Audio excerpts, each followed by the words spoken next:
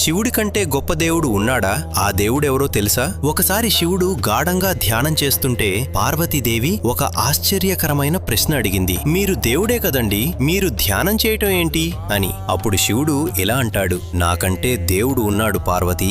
అది విని పార్వతీదేవి ఆశ్చర్యంగా అడిగింది, ఎవరా దేవుడు?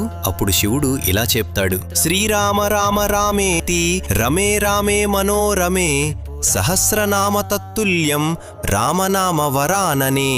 నేను ధ్యానం చేసే దేవుడు ఎవరంటే శ్రీరామచంద్రమూర్తి. అప్పుడు పార్వతీదేవి, ఆయన మానవుడు కదా అని అంటుంది. అప్పుడు శివుడు, ఆయన మానవుడైతే నేను దేవుని ఎలా అవుతాను? అలా ఉన్నాడు.